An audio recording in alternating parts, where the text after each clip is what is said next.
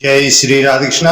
हमारे YouTube channel में आप सभी का फिर से स्वागत है। दोस्तों, कल हमने आपको पुत्र प्राप्ति के लिए हरिवंश पुराण के दूसरे दिन की कथा का श्रवण कराया। आज हम आपको तीसरे दिन की हरिवंश पुराण कथा का श्रवण कराएंगे। जो भी स्त्री और पुरुष दोनों मिलकर के इस कथा का श्रवण करते हैं, इस कथा को सुनते हैं, उनके घर में पुत्र संतान की प्राप्ति अवश्य होती है। प्रथम दिन और द्वितीय दिन की कथा सुनने के लिए नीचे डिस्क्रिप्शन में लिंक दी गई है, वहां से आप क्लिक कर सकते हैं। ध्यान रहे, दोनों पति पत्नी जब इस कथा का श्रवण कर रहे हैं तो कृपया इसे बीच में बिल्कुल भी नहीं छोड़ें। कहीं ऐसा ना हो आदि आपने सुनी हो और आदि आपने छोड़ दी हो, ऐसा बिल्कुल भी नहीं करना चाहिए। इसको संपूर्ण कथा को सुनना अवश्य चाहिए, तभी आपकी मनोकामना पूर्ण हो सकती है। पूर्ण रूप से फल तभी मिलता है जब हम पूरी कथा का श्रवण करें।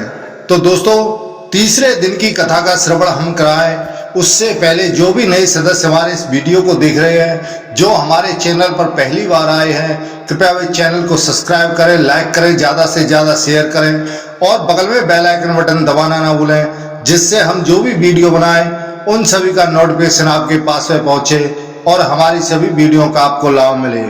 बोलो हरिवंश पुराण की जय, बोलो विष्णु भगवान की जय, बोलो व्यास जी महाराज की जय।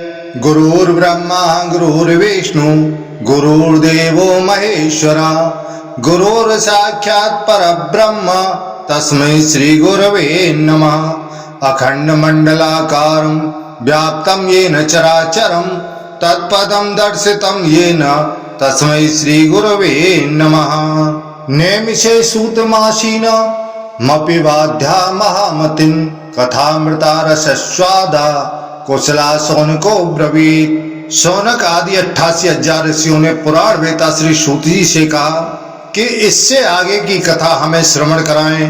तब सूत जी कहने लगे कि हे ऋषियों, जन्मेजय ने आगे की कथा सुनने के लिए वैशंपायन ऋषि जी से कहा कि हे वैशंपायन ऋषि जी, आप इस देवता, दानव, गंधर्व, सर्प और राक्षसों की उत्पत्ति को विस्तार पूर्वक मुझे से कहिए, मुझे समझाइए कि इनकी उत्पत्ति किस किस प्रकार हुई और कैसे कैसे हुई। तब वैशंपायन जी कहने लगे कि हे राजन, पहले स्वयंभू ब्रह्मा ने दक्ष को आज्ञा दी कि तुम प्रजाओं की सृष्टि करो। उस समय दक्ष ने जरायुज आदि प्राणियों की सृष्टि जिस प्रकार की थी उसे मैं तुमसे कहता हूं। प्रभु दक्ष ने पहले ऋषि, देवता, गंधर्व, असुर, राक्षस, यज्ञ, भूत, पिशाच, पशु, पक्षी और सर्पों की मानसी सृष्टि रची, अर्थात इनको अपने संकल्प मात्र से उत्पन्न किया। परंतु पूर्व कल्प के बैर को स्मरण करके बुद्धिमान भगवान महादेव ने यह जब विचार किया कि दक्ष मानसी प्रजाएं न बढ़े और तदनुसार जब उनकी मन से उत्पन्न की हुई प्रजाएं अधिक उत्पत्ति यानी उन्नति न कर सकती हैं, तब दक्ष प्रजापति विचार में पड़ गए। फिर उन्होंने प्रजा की वृद्धि के लिए मैथुन धर्म से अनेक प्रकार की प्रजाओं को रचने का विचार बनाया। इस विचार के अनुसार वे परम तप करने के कारण संसार को धारण करने में समर्थ वीरण प्रजापति की महामहिम पुत्री असिकनी को पत्नी रूप में विवाह कर लाए। इसके बाद वीरवान दक्ष प्रजापति ने वीरण की पुत्री असिकनी द्वारा 5,000 पुत्रों को उत्पन्न किया। परंतु महाभाग्यवान दक्ष पुत्रों को प्रजा की वृद्धि करने के लिए उत्सुक देख प्रियवादी देवर्षि नारद जी ने उनको उपदेश दिया। नारद जी के उस वचन से दक्ष पुत्र नष्ट हो गए, यानी उनकी संसार में आसक्ति नष्ट हो गई। परंतु नारद जी का यह ज्ञानोपदेश देना स्वयं साप पाने में ही एक कारण बन गया। ब्रह्मा जी ने जिन श्रेष्ठ पुत्र नारद को उत्पन्न किया था, उनको ही कश्यप मुनि ने दक्ष के शाप के भय से उनकी कन्या द्वारा उत्पन्न किया गया। नारद जी पहले ब्रह्मा जी से उत्पन्न हुए थे, फिर वे ही देवर्षि सत्तम नारद वीरण की पुत्री अशक्नी की छोटी बहन से उत्पन्न हुए थे। उन मुनि पुंगव नारद जी को कश्यप ने ब्रह्मा जी के समान ही फिर प्रकट किया था। इस घटना को स्पष्ट करते हैं दक्ष के हर्यश्व नाम से प्रसिद्ध जो 5000 पुत्र थे। नारद जी ने उनको शास्त्रोक्त रीति से देहाभिमान से मुक्त कर इस संसार से नष्ट कर दिया था। अर्थात वे सब नारद जी से चेतावनी पाकर संसार को त्याग परमात्मा की खोज करने के लिए वन में चले गए, इसमें कोई संदेह नहीं है। तब अनुपम पराक्रमी दक्ष प्रजापति नारद जी को नष्ट करने के लिए उद्यत हो गए। उस समय ब्रह्मा जी ने मारीच आदि महर्षियों के साथ जाकर दक्ष से ऐसा न करने के लिए प्रार्थना की। तब महर्षियों ने दक्ष और ब्रह्मा जी में संधि करा दी। दक्ष ने कहा, आपका पुत्र नारद मेरी पुत्री अर्थात छोटी शालिका पुत्र बनकर उत्पन्न हो। तब दक्ष ने प्रजापति कश्यप को 13 कन्याएं अर्पण करते समय उस कन्या का दान कर दिया था। इस प्रकार दक्ष के शाप के भय से नारद ऋषि उस कन्या से फिर उत्पन्न हुए थे।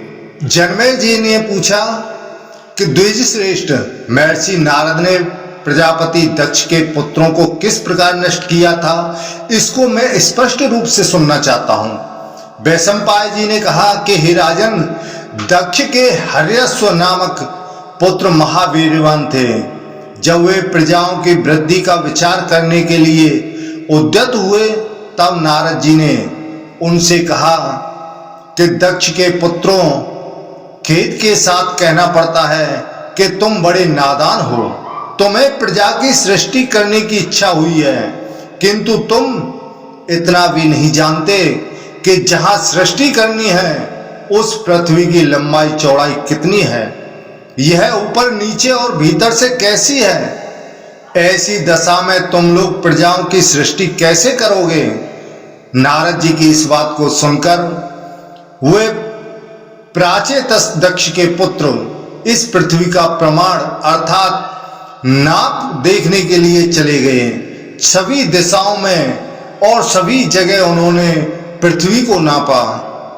तब प्राणवायु के लिए आहार न पाकर वे सब के सब पराभाव यानी विनाश को प्राप्त हो गए। जैसे नदियां समुद्र में मिल जाने पर फिर वहां से पीछे नहीं लौटती हैं, इसी प्रकार वे जाकर अब तक नहीं लौटे। प्रचेताओं के पुत्र प्रभु दक्ष ने हर्यश्वों को नष्ट हो जाने पर वीरण की पुत्री से ही फिर सहस्त्र पुत्रों की उत्पन्न किया, सहस्त्र पुत्रों को उत्पन्न किया। तो हे तात, वे दक्ष के पुत्र सबलाश्व जब प्रजा की वृद्धि के लिए इच्छुक हुए, तब नारद ने पूर्वोक्त वचन कहकर उनको भी पृथ्वी का प्रमाण जानने के लिए प्रेरित किया कि यह पृथ्वी कितनी बड़ी है, इसका कितना बड़ा आकार है। तब वे सब आपस में कहने लगे, महामुनि नारद जी ठीक कहते हैं। अपने भाइयों के मार्ग को जानने के लिए निसंदेह हमें भी अवश्य प्रयत्न करना चाहिए। हम पृथ्वी के प्रमाण को जानकर एकाग्र और स्वास्थ्य चित्त से सुखपूर्वक प्रजाओं की क्रमानुसार सृष्टि करेंगे। ऐसा निश्चय करके वे उसी मार्ग से चारों दिशाओं की ओर चल दिए और समुद्रों से उनमें मिली हुई नदियों के समान अभी तक नहीं लौटे। सबलाशों को भी नष्ट हो जाने पर दक्ष प्रजापति ने क्रोध में भरकर नारद जी से यह बात कही कि तुम्हारी देह नष्ट हो जाए और तुम फिर गर्भ में निवास करो। हे राजन, उस दिन से जो भाई को खोजने के लिए जाता है वह शीघ्र ही नष्ट हो जाता है। अतएव विद्वान को ऐसा न करना चाहिए, अर्थात भाई को ढूंढने के लिए भाई को नहीं जाना चाहिए। हमने सुना है कि अपने उन पुत्रों को भी नष्ट हुआ जानकर दक्ष प्रजापति ने वीरण की पुत्री द्वारा फिर 60 कन्याओं को उत्पन्न किया, क्योंकि कन्या स्त्री होने से नारद जी के आत्मज्ञान के उपदेश के पात्र नहीं थीं। उनमें से कुछ कन्याओं को कश्यप जी ने अपनी पत्नी के रूप में स्वीकार कर लिया एवं चंद्रमा, धर्म तथा दूसरे महर्षियों ने भी उनमें से कितनी ही कन्याओं को अपनी पत्नी के रूप में स्वीकार कर लिया। दक्ष ने धर्म को 10, कश्यप जी को 13, चंद्रमा को 27, अरिष्ट नेमि को 4, भृगुपुत्र को 2, अंगिरा ऋषि को 2 और विद्वान कृशाश्च ऋषि को 2 कन्याएं दी। उनके नामों को मुझसे सुनो। उनके क्या क्या नाम थे? भरतवंशी राजन, अरुंधति, वसु, यामी, लंबा, भानु, मरुतवती, संकल्पा, मुहूर्ता, संध्या और विश्वा, ये 10 धर्म की पत्नियां हैं। इनसे जो संतानें उत्पन्न हुई उनके नामों को मैं तुमसे कहता हूं। विश्वा ने विश्वदेव नामक पुत्रों को और संध्या ने साध्य नाम वाले पुत्र को उत्पन्न किया। मरुत्वती से मरुतवान और वसु से वसु प्रकट हुए। भानु से भानु देवता और मुहूर्ता से क्षण लव आदि कालाभिमानी देवता मुहूर्तज्ञ उत्पन्न हुए।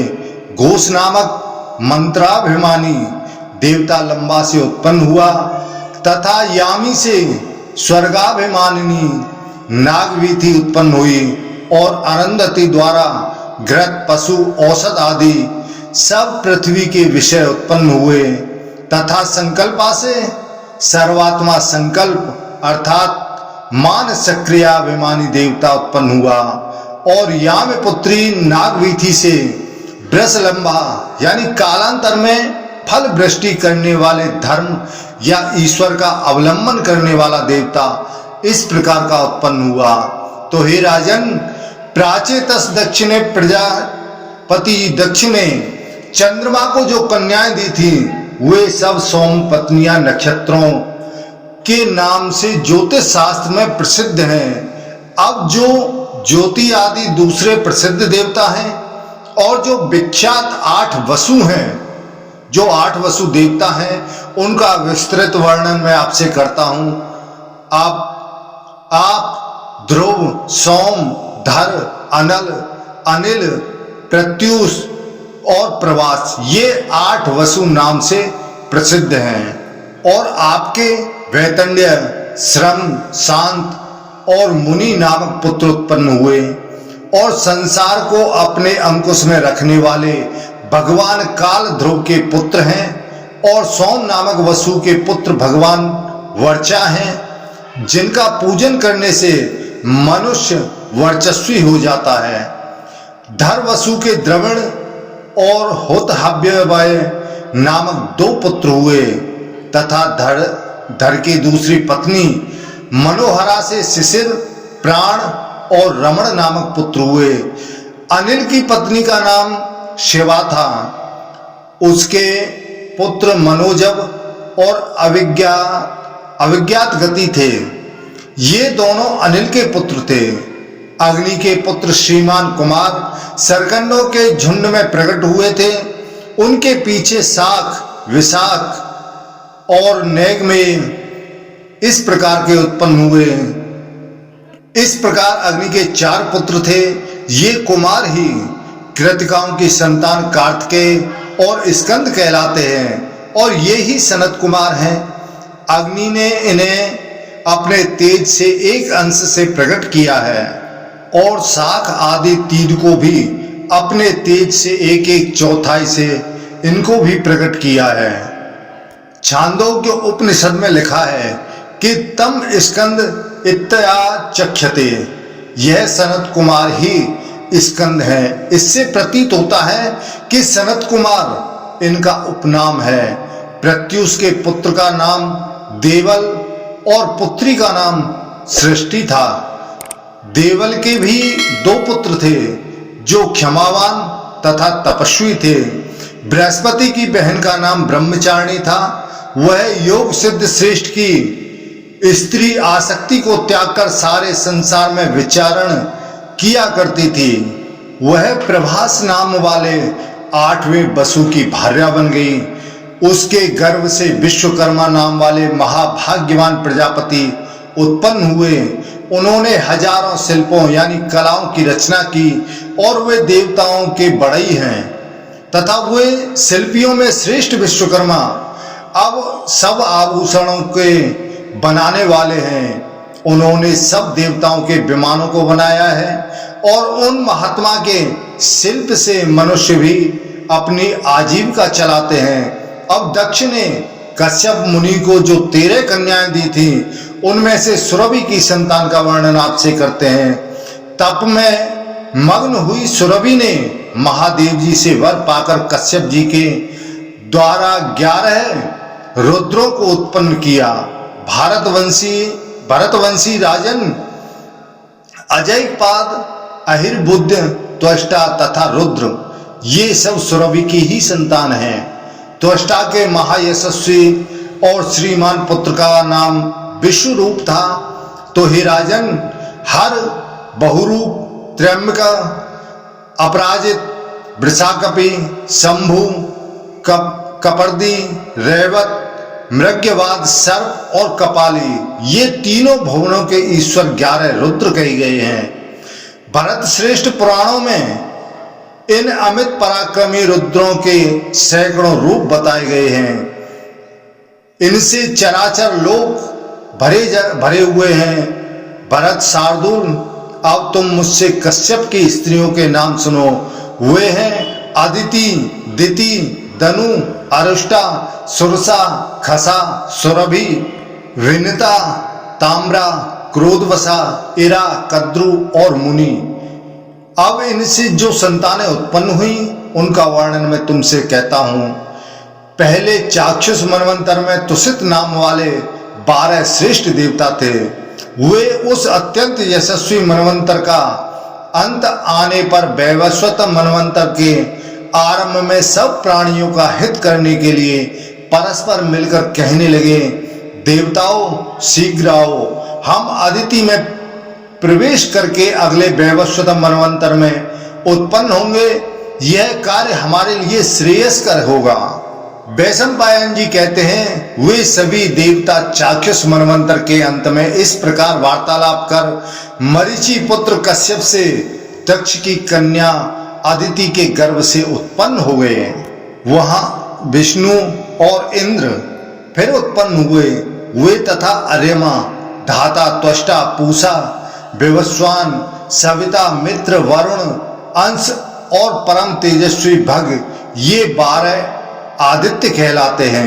पहले चाक्षुष मनवंतर में जो तुषित नाम वाले देवता थे वे अब वैवस्वत मनवंतर में 12 आदित्य कहलाते हैं। और जो सुंदर व्रत धारण करने वाली चंद्रमा की 27 पत्नियां कही गई हैं, उन अमित तेजस्वी पत्नियों की ज्योतिर्मयी संतानें उत्पन्न हुई।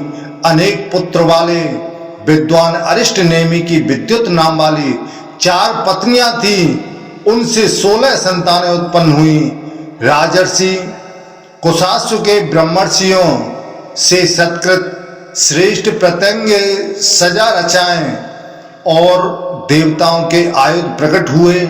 सुहेतात ईश्वर की कामना से उत्पन्न होने वाले 33 देवता सतयुग आदि चारों युगों में 1000 बार बीतने पर यानी प्रत्येक कल्प में पुनः उत्पन्न हुआ करते हैं। उन देवताओं की उत्पत्ति कैसे होती है तथा उनका अंत किस प्रकार होता है। जैसे आकाश में सूर्य का उदय और अस्त बारंबार होता रहता है, इसी प्रकार ये देवताओं के समूह प्रत्येक युग में उत्पन्न तथा नष्ट हो जाते हैं। इस प्रकार आदित्यों का वर्णन करके अब दैत्यों का वर्णन करते हैं। कश्यप ऋषि से दिति के 2 पुत्र उत्पन्न हुए थे, हिरण्यकश्यप और हिरण्याक्ष। इन कश्यप और दिति की एक सिंह का नाम वाली कन्या भी थी। वह विप्रचित्त की विवाही यानी ब्याही गई थी। उसके महाबली पुत्र सोय के नाम से प्रसिद्ध है। तो हे राजेंद्र, वे अपने गणों सहित 10,000 हैं और उनके सैकड़ों पुत्र और हजारों पौत्र हैं, उनकी गिनती नहीं की जा सकती। महाबाहो, अब हिरण्यकश्यपु की संतान का वर्णन सुनो।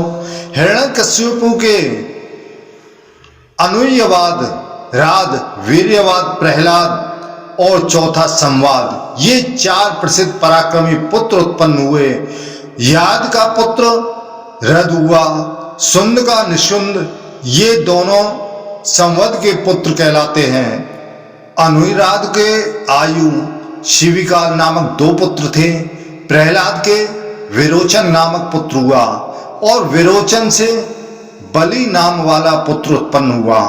बलि के 100 पुत्र थे, उनमें बाण सबसे बड़ा था। धृतराष्ट्र, सूर्य, चंद्रमा, इंद्रतापन, कुंभनाद, गर्दभाक्ष और कुक्षी आदि बलि के 100 पुत्र थे। इनमें अति बलि बाण सबसे बड़ा था और वह शिव का प्रिय भक्त था।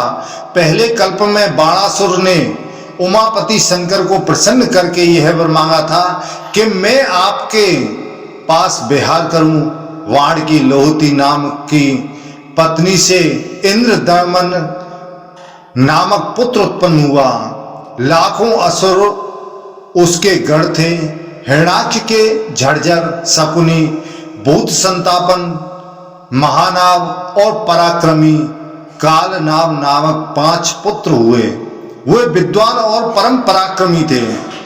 अब दनु के वंश का वर्णन करते हैं। दनु के 100 पुत्र हुए।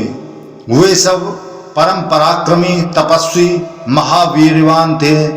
उनमें से मुख्य असुरों का वर्णन सुनिए। द्विमूर्धा, शकुनी तथा विभु, शंकुशिरा, शंकुकर्ण, विराट और गवेष्टि, दुंदुभि तथा अयोमुख, संबर और कपिल, बामन तथा मरीच, माधवान और इरा, शंकुशिरा, व्रत, विक्षोषण, इस प्रकार के उनके 100 पुत्र उत्पन्न हुए। ये सब सैकड़ों प्रकार की माया जानने वाला संबर, सरभ, सलभ और वीरवान विप्रचित, ये सब दनु के पुत्र कश्यप जी से उत्पन्न हुए थे। इनमें विप्रचित प्रधान था। ये सब दानव बड़े बलवान थे। नराधिप इनकी जो संतानें हुई उनकी गिनती नहीं की जा सकती है। इनके अनंत पुत्र पौत्र उत्पन्न हुए। स्वर्भानु के प्रभा नामक पुत्री उत्पन्न हुई और पुलोमा के उपदानवी, हैसिरा तथा सची 3 कन्याएं उत्पन्न हुई। बृहस्पति के शर्मिष्ठा नाम की पुत्री उत्पन्न हुई। ये सभी दानव श्रेष्ठ और दनु के वंश का विस्तार करने वाले हैं। संवाद दैत्य के कुल में निवात कवच उत्पन्न हुए। वे सब उदार थे और उन्होंने बड़ा भारी तप करके अपने चित्त को पवित्र कर लिया था। वे मणिमती नगरी में निवास करते थे। उनके 3 करोड़ पुत्र थे। वे भी देवताओं से अवध्य थे। उनको भी अर्जुन ने मार डाला था। ताम्रा की काकी, सेनी, भासी, सुग्रीवी, सुचि और ग्रंथिका नाम की अत्यंत बलशालिनी 6 पुत्रियां कही जाती हैं। काकी ने कोए को, उलूगी ने उल्लुओं को, सेनी ने सेनों को यानी बाजों को, भासी ने भास नामक पक्षियों को और गृध्री ने गीदों को उत्पन्न किया। सुचि ने जल में रहने वाले पक्षियों को और सुग्रीवी ने घोड़े, ऊंट तथा गधों को जन्म दिया। यह मैंने ताम्रा के वंश का वर्णन किया है। विनिता के अरुण और गरुण नामक 2 पुत्र हुए। इनमें से पक्षियों में श्रेष्ठ गरुण अपने कर्म के कारण बड़े दारुण माने गए हैं। सुरसा के हजारों सर्प उत्पन्न हुए। वे सब सर्प अमित पराक्रमी, अनेक फनों वाले, आकाश में विचरण करने वाले तथा विशाल काय हैं। कद्रू के भी परम पराक्रमी हजारों सर्प उत्पन्न हुए। उन बलवान सर्पों के अनेक मस्तक हैं। वे सर्वदा गरुण के अधीन रहते हैं। उनमें से शेष, वासुकी, तक्षक, ऐरावत, महापद्य, कम्बल, अश्वतर एलापत्र, शंख, कर्कोटक, धनंजय, महानीत, महाकर्ण, धृतराष्ट्र, बलाहक, कुहर, पुष्पदंड, दुर्मुख, सुमुख, शंख, शंखपाल, कपिल, वामन, नहुस, शंखरोमा तथा मणि आदि प्रधान हैं। इनके पुत्र और पौत्रों को गरुड़ ने मार डाला था। वायु पीकर रहने वाले 14,000 क्रूर सर्पों का क्रोधवश नाम वाला एक गण है। उस गण के समस्त सर्प दाढ़ों वाले हैं। स्थल और जल के पक्षी धरा की संतान कहलाते हैं। सुरभि ने गौ, बैल और भैंसों को उत्पन्न किया। इरा ने वृक्ष, लता, बेल तथा सब प्रकार की घासों को उत्पन्न किया। खसा ने यक्षों और राक्षसों को तथा मुनि ने अप्सराओं को जन्म दिया। अरिष्टा ने महासत्व वाले अति अमित पराक्रमी गंधर्वों को उत्पन्न किया। यह कश्यप ऋषि की स्थावर और जंगम संतानों का वर्णन हुआ। इनके सैकड़ों पुत्र और हजारों पौत्र हुए। यह स्वरोचिष मनवंतर की सृष्टि का वर्णन है। जब वैवस्वत मनवंतर में वरुण देवता संबंधी बड़ा भारी यज्ञ चल रहा था, तब ब्रह्मा जी ने आहुति देते समय प्रजा को रचने का जो क्रम चला था उसका यहाँ वर्णन किया जाता है। उस समय पितामह ब्रह्मा ने पहले अपने मन के संकल्प से उत्पन्न हुए 7 ब्रह्मर्षियों को स्वयं ही अपने औरस पुत्र के रूप में स्वीकार किया था। जब देवता और दैत्यों में विरोध होने पर दिति के पुत्र नष्ट हो गए, तब उसने महर्षि कश्यप को फिर प्रसन्न किया। उसके भली भांति आराधना करने पर कश्यप जी का चित्त प्रसन्न हो गया और उन्होंने उससे वर मांगने के लिए कहा। तब उस दिति ने वर मांगा कि मुझे इंद्र का वध करने के लिए अमित पराक्रमी पुत्र चाहिए। यह सुनकर उन महातपस्वी कश्यप ने उसका मांगा हुआ वर उसको दे दिया। वह वर देकर कश्यप मुनि उससे शांत भाव से बोले, यदि तुम इस गर्व को मेरी बताई हुई विधि से धारण कर सकोगी तो तुम्हारा पुत्र इंद्र को मारने वाला होगा। तुम्हें पवित्रता पूर्वक रहने का व्रत लेकर 100 वर्ष तक अपने उदर में उस गर्व को धारण करना पड़ेगा। यदि तुम ऐसा कर सकोगी तो वह पुत्र इंद्र को मारने वाला होगा। तब उस देवी ने अपने महातपस्वी स्वामी से कहा कि अच्छा, मैं ऐसा ही करूंगी। तो हे राजन, फिर वह गर्व को धारण कर पवित्रता पूर्वक रहने लगी। अमित पराक्रमी देवताओं के श्रेष्ठ गण को प्रकाशित करने वाले कश्यप जी इस प्रकार दिति में गर्भ को स्थापित कर वहां से चल दिए। वे प्रशंसित तप वाले महर्षि दिति में देवताओं से भी अवध्य अपने दुर्धर्ष तेज को स्थापित करके तप करने के लिए पर्वत पर चले गए। इधर इंद्र उसके छिद्र को ढूंढने लगे और अच्युत इंद्र ने 100 वर्ष पूर्ण होने से पहले ही उसका दोष देख लिया। एक बार दिति बिना पैर धोए ही शयन करने के लिए चली गई। इसी समय इंद्र ने उसकी कोख में घुसकर उसे अपनी माया से निंद्रा के अधीन कर दिया। फिर वज्रपाणी इंद्र ने उस गर्भ के 7 टुकड़े कर डाले। वज्र के काटे जाने पर वह गर्भ जोर जोर से रोने लगा। तब उस गर्भ से इंद्र ने बार बार मां रोदी मत रो इस प्रकार कहा और उस गर्भ के 7 टुकड़े हो गए। तब शत्रुओं को नष्ट करने वाले इंद्र फिर क्रोध में भरकर वज्र द्वारा उस प्रत्येक टुकड़े के 7 टुकड़े कर डाले। भरतर्षभ वे मरुत नामक 49 देवता हुए। इंद्र ने चूंकि मां रोदी कहा था इसलिए वे मरुत नामक देवता हो गए। वे 49 हैं और वज्रपाणी इंद्र की सहायता करते हैं। जनमेजी कहते हैं, जब वे प्राणी इस प्रकार बढ़ गए तब अमित पराक्रमी देवताओं की श्रेष्ठ मंडली को प्रकाशित करने वाले हरि ने उनकी टोलियों में प्रजापति नियुक्त कर दिए। फिर उन्होंने पृथु को पहले राज्य अर्पण किया। तब वे राज्य क्रम से चले आ रहे हैं। वे हरि पुरुष वीर कृष्ण, जिष्णु और प्रजापति हैं। तब वे ही मेघ, सूर्य और अव्यक्त हैं एवं यह सब जगत उन्हीं का है। इस भूत सृष्टि को पूर्ण रूप से जानने वाले और मर्तों के शुभ जन्म को सुनने या पढ़ने वाले को जन्म मरण का भय नहीं रहता है, फिर परलोक का भय तो होगा ही कहां से। बैशंपायन जी कहते हैं कि हे राजन, पितामह ने राजाओं के ऊपर भी अधिराजा रूप से वेन के पुत्र पृथु का अभिषेक किया। फिर उन प्रजापति ने क्रम से राज्य का वितरण आरंभ किया। प्रजापति ने द्विज, लता, नक्षत्र, ग्रह, यज्ञ और तप के राज्य पर चंद्रमा का अभिषेक किया। जल के राज्य पर वरुण का तथा राजाओं और यक्षों के राज्य पर विश्रवा के पुत्र कुबेर का अभिषेक कर दिया। विषय देवों पर अंगिरस गोत्री बृहस्पति को राजा बना दिया। भृगुवंशियों के स्वामी रूप से शुक्राचार्य का राज्याभिषेक कर दिया।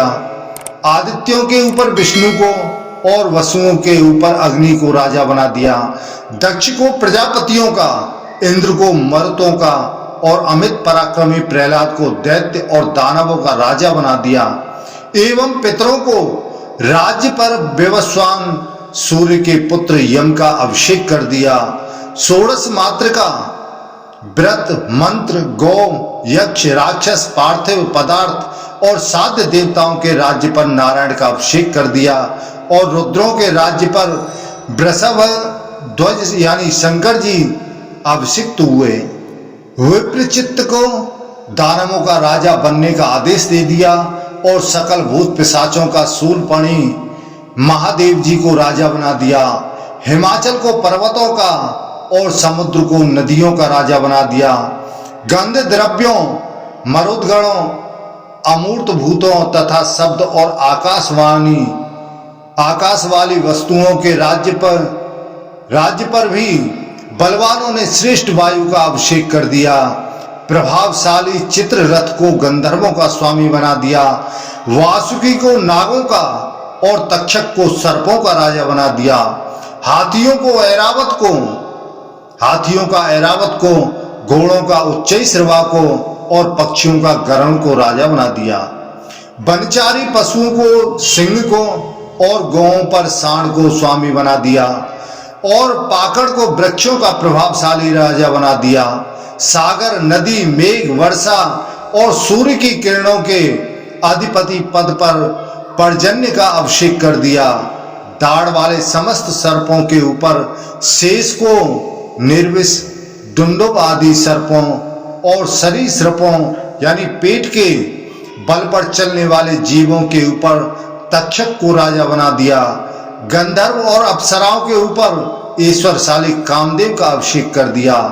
ऋतु, मास, दिन, पक्ष, रात्रि, मुहूर्त, तिथि, पर्व, कला काष्ठाम के प्रमाण, उत्तरायण और दक्षिणायन की गति तथा उपराग अर्थात ग्रहण के अभिमानी देवताओं पर संवत्सर का अभिषेक कर दिया।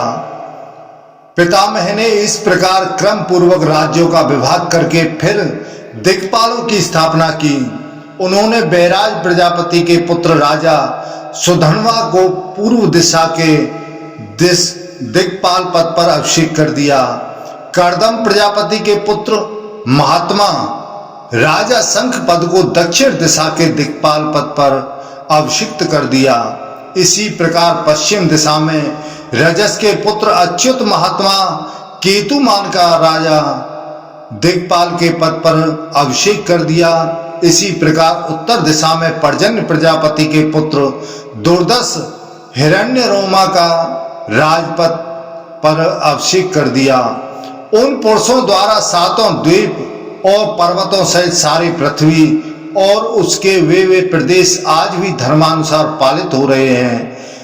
इन राजाओं ने वेद में वर्णित विधि से राजसूय यज्ञ में राजाओं के भी राजा के पद पर पृथु का अभिषेक कर दिया।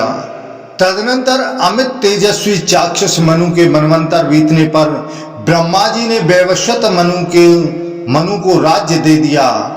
निष्पाद, यदि आप अनुकूल रहकर सुनना चाहोगे तो मैं आपसे वैवस्वत मनु के विस्तार का वर्णन करूंगा। मैंने आपको यह बड़ा भारी प्राचीन इतिहास कह सुनाया है।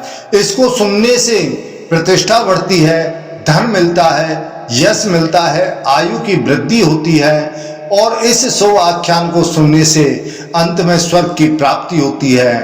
तब जन्मेजय जी कहते हैं कि वैशंपायन जी, आप पृथु के जन्म का विस्तार पूर्वक वर्णन कीजिए। उन महात्मा ने पृथ्वी को किस प्रकार दोहा था, पितरों ने इस पृथ्वी को जिस प्रकार दोहा था, देवता तथा ऋषियों ने, दैत्यों और नागों ने, यक्षों और वृक्षों ने इस पृथ्वी को जिस प्रकार दोहा था तथा पर्वत, पिशाच, गंधर्व, द्विजेतम और महान शक्तिशाली राक्षसों ने इस वसुंधरा पृथ्वी को जिस प्रकार दोहा था, वह आप मुझे बताइए। इन सभी के पास कैसे कैसे हथियार थे और इनके पास कैसे कैसे सवारियां थीं, कृपया करके मुझे विस्तार से बतलाइए। तब वैशंपायन जी कहते हैं कि हे जन्मेजय, मैं तुमसे वेन के पुत्र पृथु का चरित्र और विस्तार पूर्वक कहता हूँ। इस चरित्र को एकाग्र और सावधान होकर के सुनो। हे राजन, जिसका मन तुच्छ हो, जो अपवित्र हो, जो कुशिष्य हो और जो व्रत न करता हो, तथा जो कृतघ्न हो और जो संसार का अहित करने वाला हो, उससे इस चरित्र का वर्णन नहीं करना चाहिए। तो हे राजन, यह इतिहास स्वर्ग, यश, आयु और धर्म की प्राप्ति कराने वाला और वेद के समान है। ऋषियों ने इस रहस्य का वर्णन किया है। इसे तुम यथार्थ रीति से सुनो। जो पुरुष ब्राह्मणों को प्रणाम करके वेन के पुत्र पृथु के इस चरित्र को विस्तार पूर्वक कहता है, उसे कार्य के मैंने सदा पाप कर्म किए, धर्म कभी नहीं किया, ऐसे पश्चाताप से शोक नहीं करना चाहिए। अर्थात इस चरित्र को सुनने से सब प्रकार के पाप नष्ट हो जाते हैं और सब यज्ञों के फल उसे मिल जाते हैं। इस प्रकार से जो भी इस पुराण को सुनता है, उसकी मनोकामना अवश्य पूर्ण होती है। उसके घर में संतति यानी संतान की प्राप्ति होती है और वह कीर्तिमान, बुद्धिमान, यशस्वी होता है। तो दोस्तों, आज हमने आपको तीसरे दिन की कथा का श्रवण कराया है। यह वीडियो आपको कैसा लगा? हमें उम्मीद है अच्छा लगा होगा। कृपया चैनल को सब्सक्राइब करना ना भूलें। जय श्री राधे कृष्णा।